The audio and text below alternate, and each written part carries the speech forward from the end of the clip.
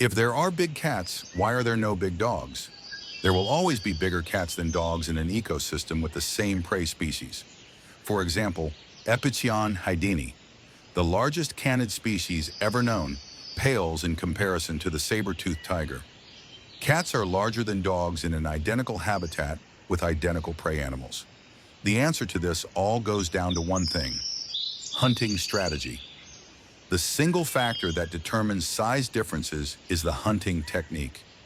Big cats typically hunt alone, using a short burst of speed combined with swipes from their claws to bring down prey. Wild dogs, on the other hand, hunt in a distinctive way, working together to chase prey over great distances until it collapses from exhaustion.